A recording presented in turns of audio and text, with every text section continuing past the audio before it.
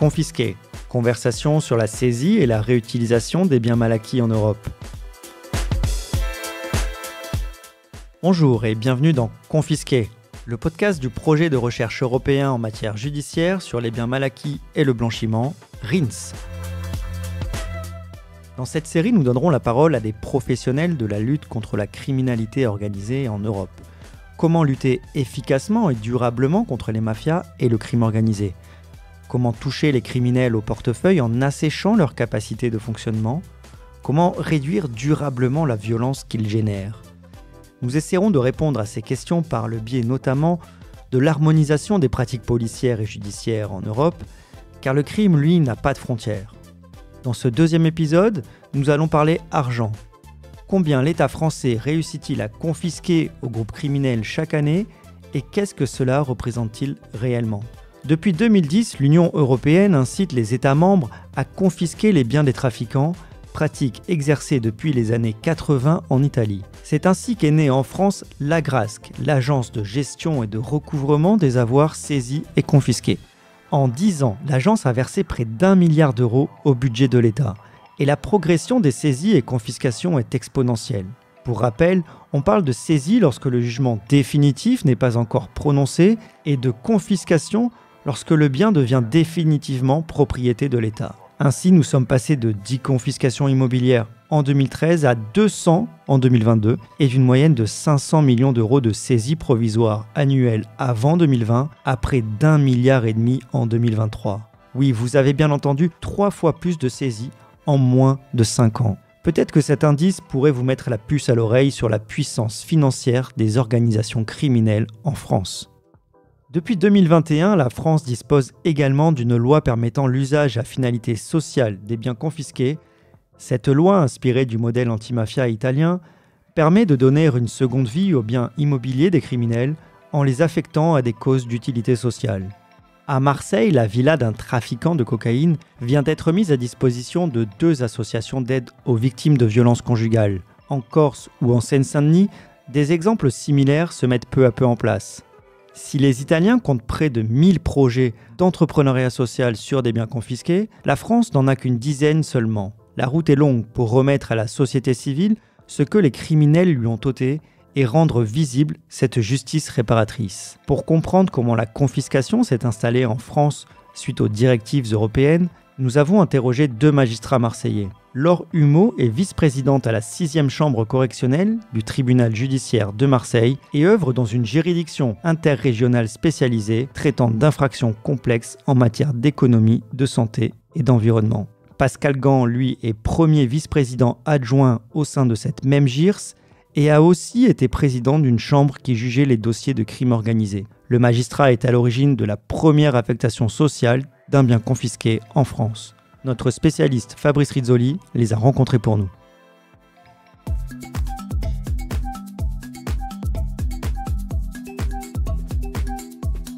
Donc, question très directe. Ce projet de recherche nous a permis de voir qu'il y avait en France une pratique de la confiscation, des bonnes pratiques. C'est important, en quelques mots, d'expliquer à ceux qui pourront écouter vos propos voilà. Comment ça marche la confiscation en France ? Et d'abord, qu'est-ce qui marche ? Alors, la confiscation en France, quand on parle de confiscation, il s'agit de la décision définitive de la juridiction de jugement de conserver à la propriété de l'État des biens qui appartenaient au préalable aux personnes qui sont condamnées ou les biens dont ces personnes condamnées ont la libre disposition. Je parle de décision définitive parce qu'au préalable, ces biens ont souvent fait l'objet d'une saisie qui est la décision provisoire en cours d'enquête, quelle que soit la forme d'enquête, de garder ces biens sous main de justice pour éviter leur disparition. La confiscation peut porter sur un certain nombre de biens et notamment ceux qui sont l'instrument de l'infraction, l'objet de l'infraction ou le produit de l'infraction. Ce qui suppose de définir soit le financement du bien, soit en tout cas les profits qui ont été tirés de l'infraction. Pour que fonctionne une confiscation, il importe donc d'identifier au préalable le produit du crime ou les modes de financement du bien ou le patrimoine des personnes qui sont condamnées. La confiscation ne peut pas avoir lieu si l'enquête n'a pas au préalable identifié tous ces éléments. Ah, juste, je me permets tout de suite, pour savoir si moi j'ai bien compris, en France, la confiscation est pénale. Elle est liée au fait que le propriétaire doit être condamné définitivement pénalement pour pouvoir lui confisquer son bien. Le propriétaire ou la personne qui en a la libre disposition, c'est-à-dire celui qui serait, on va dire, le propriétaire officieux ou en tout cas le propriétaire économique du bien qui aurait pu se dissimuler derrière un propriétaire de paille. Et du coup, il y a une saisie provisoire, une confiscation définitive, et vous justifiez qu'on saisisse, alors que la personne n'est pas encore condamnée définitivement, parce que le patrimoine pourrait s'envoler. La saisie a lieu quand, au stade de l'enquête, il y a des indices, soit que le bien en question est servi à commettre le crime ou en soit issu, soit des indices d'ores et déjà au stade de l'enquête que les infractions dont on parle ont engendré des profits et que ces profits ont pu servir à accroître le patrimoine des personnes soupçonnées à ce stade. Donc au stade de l'enquête, la saisie se fonde sur les indices et la juridiction de jugement les confirmera ou ne les confirmera pas. Alors je tente une autre manière. Si la voiture a servi à faire du trafic de drogue, c'est l'instrument du crime, on saisit. En revanche, si la personne a acheté une voiture avec l'argent de la drogue, c'est le produit du crime. C'est tout à fait ça. Bon, très bien. Et alors, est-ce qu'il y a différents types de confiscation et est-ce qu'il y en a qui marchent mieux que d'autres ? Alors la confiscation, en pratique, elle va porter sur des voitures. Les voitures supposent qu'elles soient identifiées en cours d'enquête et la saisie a un intérêt direct, c'est d'éviter sa disparition. La saisie peut porter sur du numéraire, saisie notamment lors des perquisitions ou lors de l'interpellation des personnes. Elle peut porter sur des comptes bancaires, là généralement juste avant les interpellations des personnes pour éviter que l'argent ne disparaisse lorsqu'ils seront au courant de l'enquête les concernant. Et elle peut porter sur les biens immobiliers, ce qui est l'une des modalités de confiscation, je pense, qui tend le plus à se développer récemment. Et excusez-moi, j'ai entendu parler de confiscation un peu plus élaborée. On pourrait confisquer le patrimoine de quelqu'un. Alors j'ai entendu par équivalence, mais je crois que les magistrats préfèrent dire en valeur. Vous pourriez un tout petit peu nous dire comment ça se passe ? Alors il y a plusieurs choses dans cette question. Il y a la confiscation du patrimoine de manière générale pour toutes les infractions graves. Un certain nombre d'infractions graves, la loi a prévu la possibilité de confisquer le patrimoine de quelqu'un sans avoir à démontrer de lien entre ce patrimoine et l'infraction commise. C'est valable pour les trafics de stupéfiants, c'est valable pour la traite d'êtres humains, pour ce genre d'infractions graves. C'est assez peu utilisé puisqu'en réalité, on a, pour tout ce qui est infraction de droit commun ou plus courante, on arrive souvent à rattacher un lien avec le produit de l'infraction et sa valeur. Donc ça, cette confiscation générale, elle existe, mais elle suppose une motivation particulière sur la proportionnalité de la confiscation. Sinon, il y a la confiscation en valeur, celle-là est beaucoup plus intéressante. C'est en réalité dire l'infraction ou le crime a procuré un profit, 500 000 euros. Les 500 000 euros, je ne sais pas où ils sont passés. Je ne sais pas s'ils ont disparu, s'ils sont partis à l'étranger, s'ils sont en espèces. Mais j'ai des voitures de luxe ou un bien immobilier à hauteur de 500 000 euros. Eh bien, je vais prendre cela au titre du produit de l'infraction. Je ne sais pas directement si ce sont ces biens-là qui ont été financés par l'infraction, mais peu importe, dès lors qu'on reste sur la valeur globale du profit qui a été tiré. Et alors, dans le cadre de recherche, on a appris que la confiscation en valeur représentait environ 50% aujourd'hui, alors c'est sur le territoire national, des confiscations. C'est ce que vous avez un peu comme pourcentage ici à Marseille ou ça serait différent ? Alors à Marseille en général, je ne sais pas, mais je suis pas surprise de ce chiffre de 50%. J'aurais même tendance à dire qu'il aurait pu être beaucoup plus important. Dans notre contentieux, moi jamais je ne m'attache à retracer directement. C'est très rare que l'enquête permette de retracer directement le produit de l'escroquerie qui sert à acheter la villa.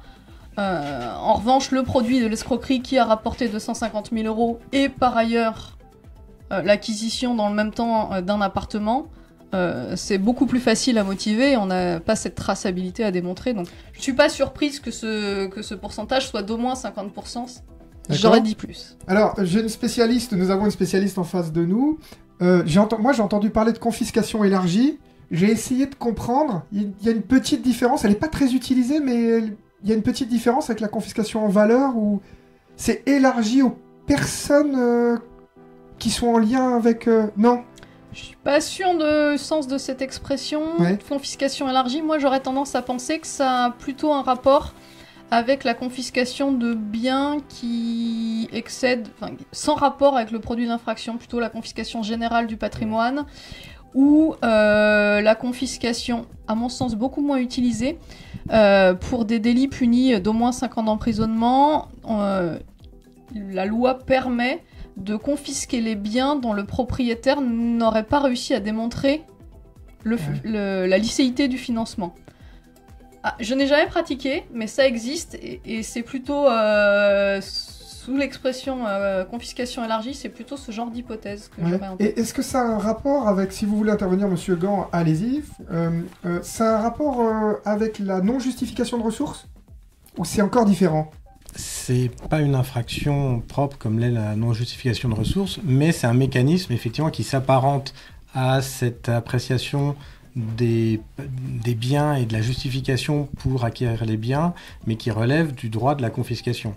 Et effectivement, comme le dit Laure, moi non plus je ne l'ai pas vu pratiquer, et je pense que ça touche à une des difficultés qu'on peut avoir, qui est la question de l'identification en amont des patrimoines des délinquants. Parce que ça nécessite, pour ce type d'approche, d'avoir des investigations patrimoniales approfondies, permettant effectivement de remonter l'antériorité et l'origine des biens. Et je pense que ce point-là, il touche à une des difficultés qu'on va certainement traiter dans l'interview, des limites pour l'instant un peu en France des confiscations pratiquées.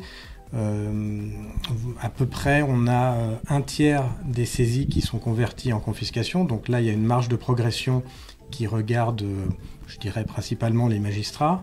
Mais on a aussi, et ça c'est un peu le fruit de ce que j'ai pu voir, notamment dans mon expérience précédente dans la chambre GIRS de la criminalité organisée à Marseille, où finalement les investigations sont encore très focalisées sur les produits stupéfiants, les marchandises, mais pas sur les profits du trafic. Et on a encore le réflexe de vouloir saisir la drogue, ce qui est bien normal. Le numéraire, comme vous l'avez dit tout à l'heure, qu'on trouve en perquisition, évidemment. Mais il manque en amont une enquête patrimoniale plus large. Plus large et plus orientée sur, effectivement, les biens, les profits et les flux financiers.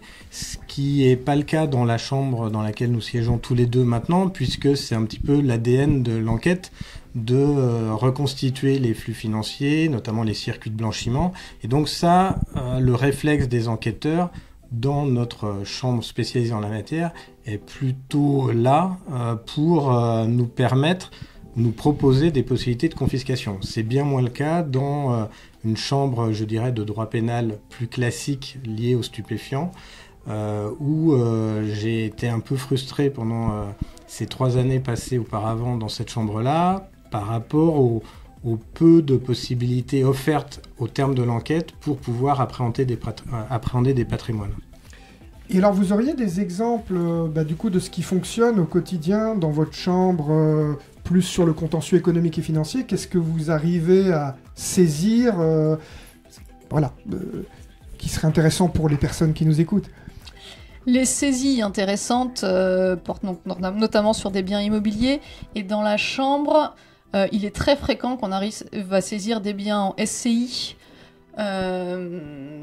Les enquêtes permettent suffisamment de démontrer que les SCI en réalité sont contrôlés par une personne en particulier qui est notre prévenu, de sorte qu'on peut rattacher la valeur de la SCI au patrimoine du prévenu, donc dans la personne que nous allons éventuellement condamner. Et donc ça, c'est pas un obstacle aux saisies sur tous les biens immobiliers. SCI, Société Civile Immobilière, qui en gros, c'est une structure qui permettrait a priori de cacher un peu le véritable propriétaire, sauf que si les magistrats enquêtent, évidemment, ils trouvent le vrai propriétaire. caché ou pas. Dans notre chambre, on n'est même pas tellement sur de la dissimulation, mais sur de la gestion de patrimoine, très simplement. La transmission familiale, la SCI, c'est pas du tout un mode de fonctionnement orienté délinquant. C'est un mode de fonctionnement auquel tout un chacun peut recourir pour détenir un bien en famille notamment. C'est une société assez transparente en réalité par rapport aux associés et par rapport aux biens qui sont derrière. D'accord.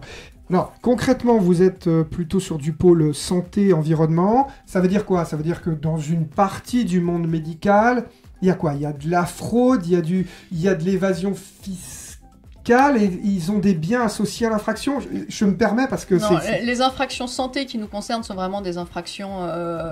alors des erreurs médicales, on est plus sur de l'involontaire. Là où on saisit beaucoup en biens immobiliers, ce serait plutôt en habitat insalubre.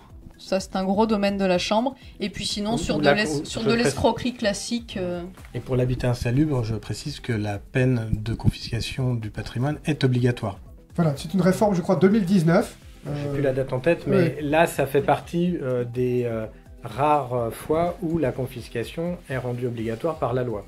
Et si j'ai bien compris le principe philosophique de cette confiscation obligatoire du marchand de sommeil, c'est que finalement le bien incarne aussi l'infraction, il incarne l'instrument, puisque il est délabré, les victimes sont dedans, elles en souffrent, et donc ça nous paraît obligatoire de confisquer comme si c'était un instrument du crime, comme si c'était une arme. Dans la philosophie, ça peut être ça, avec cette difficulté ensuite que, en réalité, les biens sont souvent très dégradés au moment où on les confisque, et finalement, c'est pas forcément un cadeau fait à l'État de redevenir propriétaire de ce genre de biens qui nécessite de très gros travaux. Tout à fait. Mais ça serait effectivement choquant de laisser ce bien dans le patrimoine du condamné. Ouais, c'est ça. Qu'est-ce que vous voudriez aujourd'hui éventuellement voir améliorer du point de vue législatif ou de la pratique? Peut-être qu'il manque des formations, peut-être que la police judiciaire manque de moyens, quelles seraient les réformes que vous aspiriez de vos vœux? Moi, à mon sens, le dispositif tel qu'il existe, il est satisfaisant. On a des outils assez performants, comme l'a décrit Laure. Il y a un éventail de possibilités de confiscation qui est assez varié finalement et qui est assez adapté aux cas de figure qu'on peut rencontrer.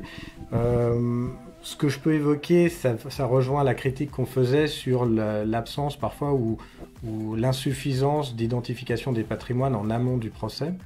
Et ce qu'on peut évoquer, c'est ce que j'ai connu en Italie comme magistrat de liaison, avec des dispositifs qui n'existent pas en France et dont j'ai vu l'efficacité en Italie.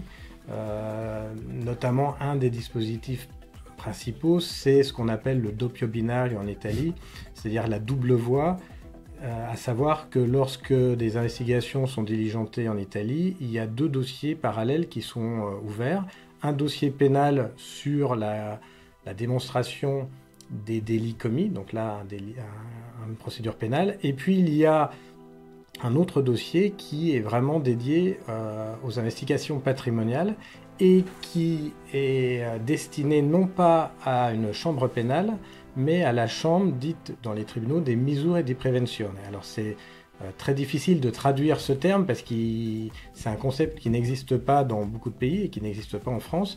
Je crois qu'on pourrait peut-être définir ce terme comme les confiscations judiciaires sans condamnation pénale. Je crois que c'est l'explication peut-être la plus proche de la réalité, c'est-à-dire que ça permet pour les magistrats italiens d'un tribunal judiciaire dans une chambre spécialisée, à l'issue d'un débat judiciaire, c'est-à-dire avec un procureur, le procureur de la République, avec l'avocat... Toutes les garanties pour la défense. Toutes les garanties d'un débat judiciaire classique, de pouvoir confisquer, donc appréhender un bien, notamment immobilier, pour quelqu'un qui n'est pas condamné pénalement. C'est-à-dire, globalement, c'est quelqu'un qui est 80% suspect, ce que me disait un collègue italien, 80% suspect, c'est-à-dire d'être associé à un clan mafieux notamment, et puis qu'il a un patrimoine dont il ne peut pas justifier par rapport à ses ressources déclarées.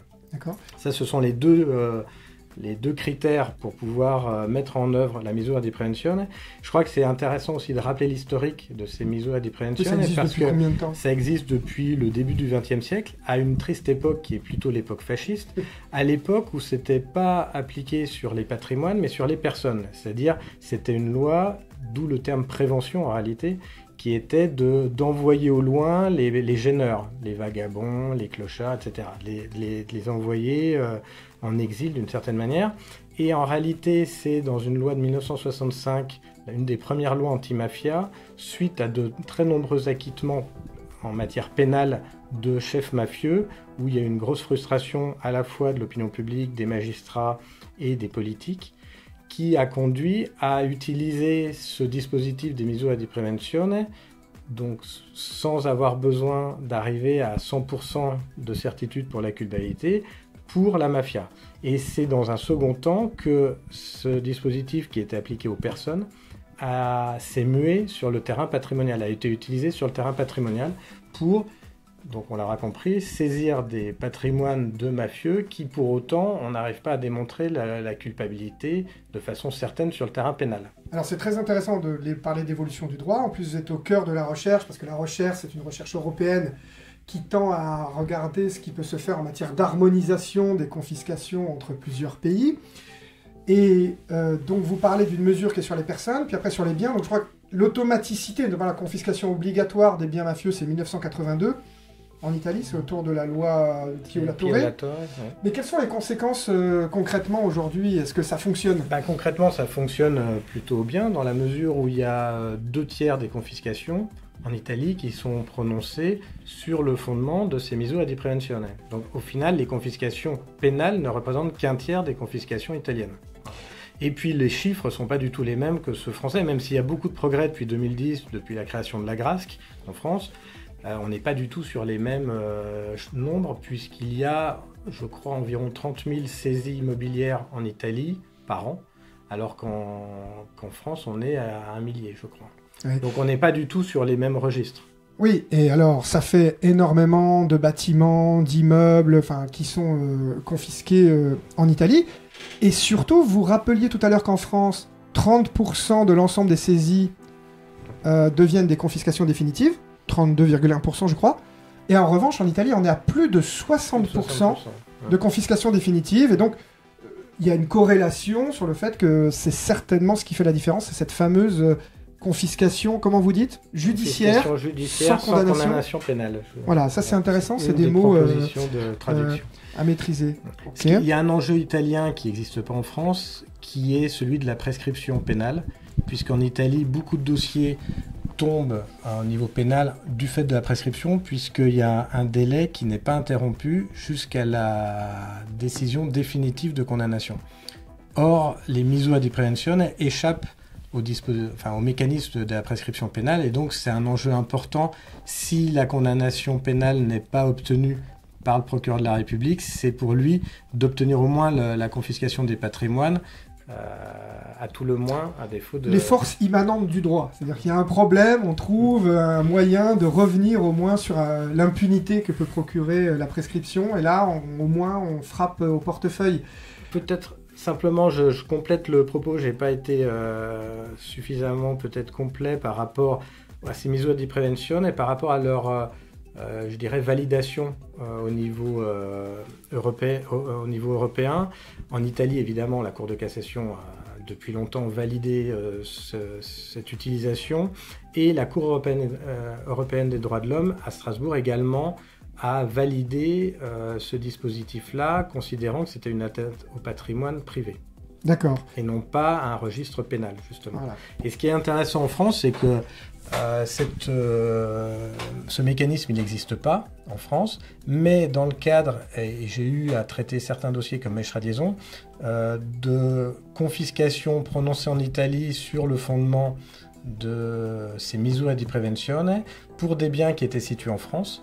Et donc, ce qui est intéressant, c'est de constater que les juridictions françaises ont mis à exécution et reconnu la confiscation italienne prononcée sur le fondement d'une misura di prevenzione, sans condamnation pénale.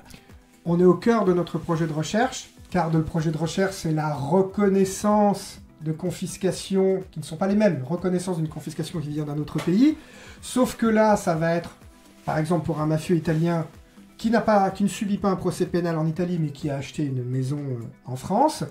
Le problème, c'est que dans ce projet de recherche et les directives européennes, 2014, 2018 et celles qui arrivent là, voudraient qu'on harmonise. C'est-à-dire que ça ne soit plus une reconnaissance mutuelle, mais clairement, on voudrait que chaque pays dispose d'une confiscation un peu équivalente. Est-ce que je peux simplifier par rapport à ce que vous avez dit au début de cet enregistrement ?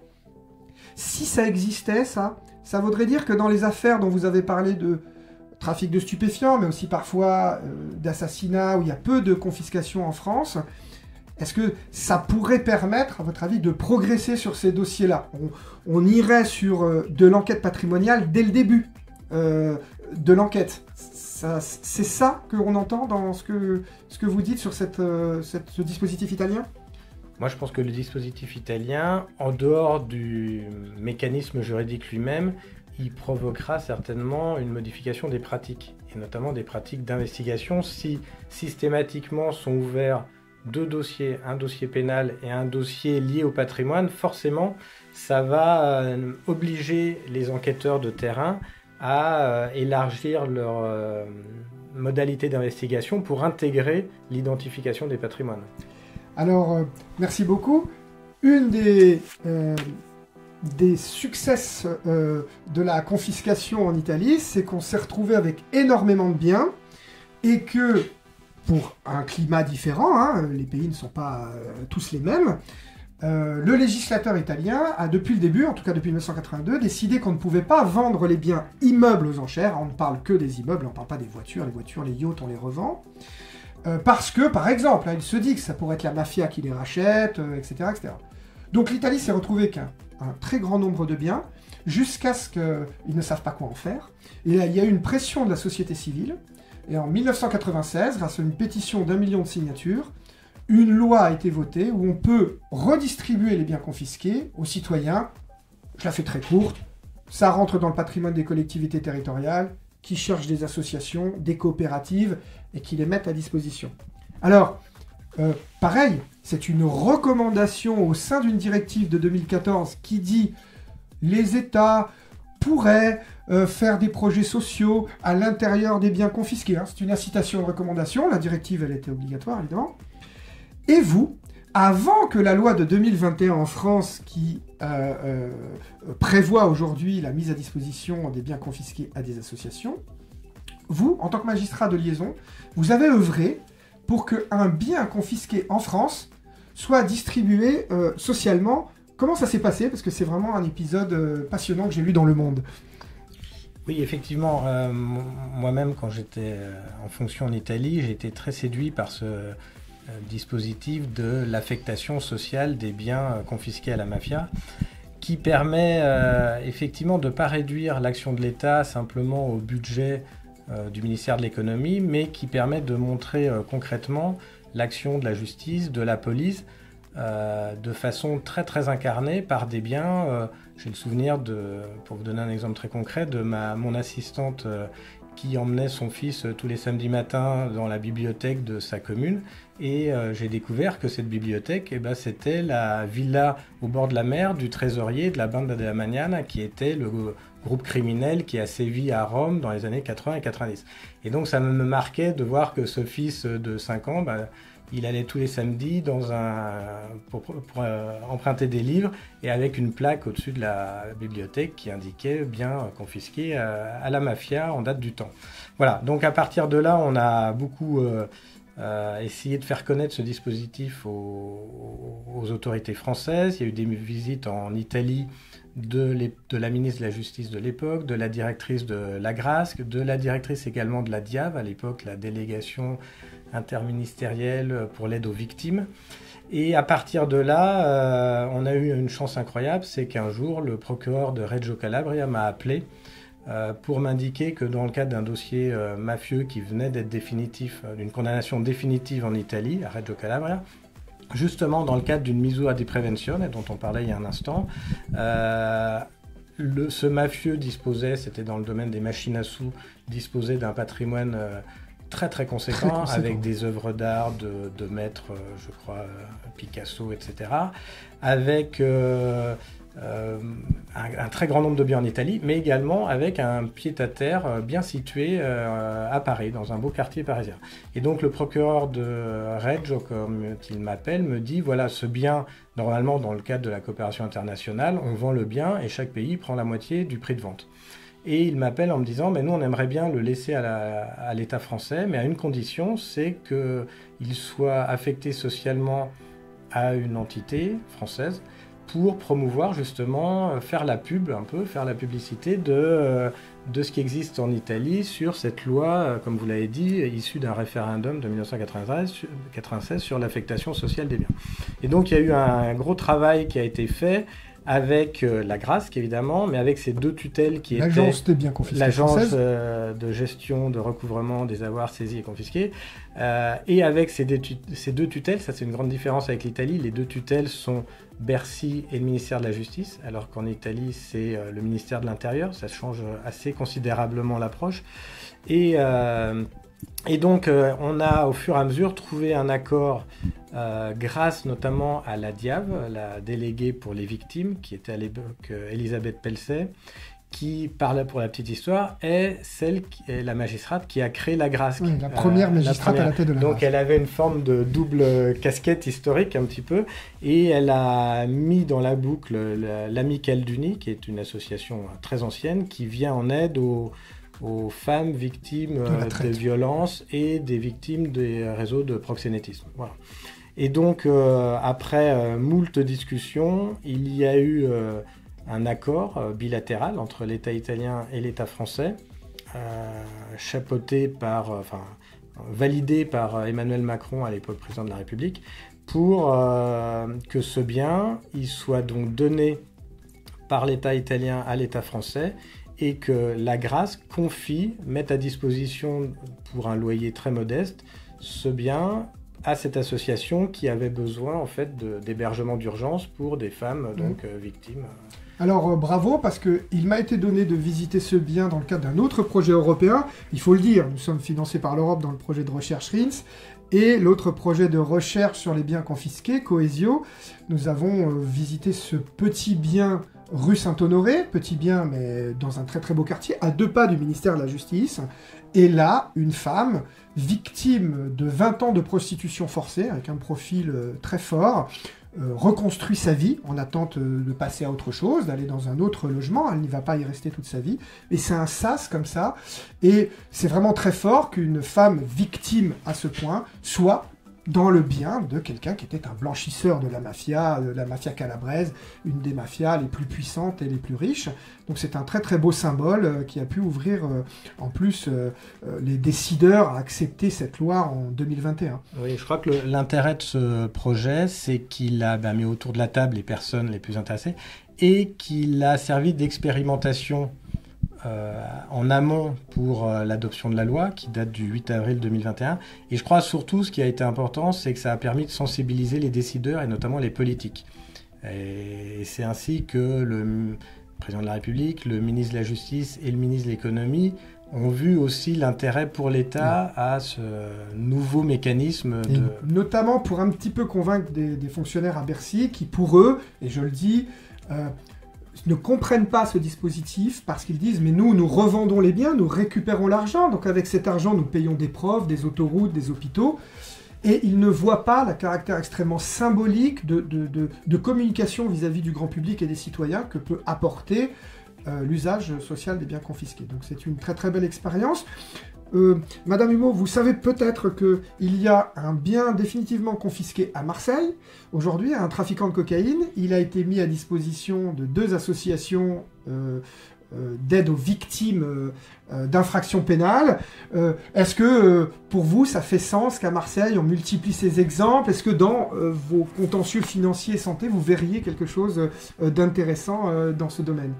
Ça fait évidemment sens à Marseille de mettre en place ce dispositif, d'une part au regard des ravages de l'économie parallèle qui touchent à Marseille, il faut le dire, beaucoup les populations défavorisées qui subissent ce contexte et que donc des biens puissent in fine profiter, que ça soit par des associations de réinsertion, que ça soit par des associations d'accompagnement au travail ou autres, que ces biens puissent profiter aux populations qui en ont besoin et qui constatent concrètement que la justice, même si elle ne peut pas tout, a quelques petites victoires aussi contre ces trafiquants, c'est effectivement une bonne chose.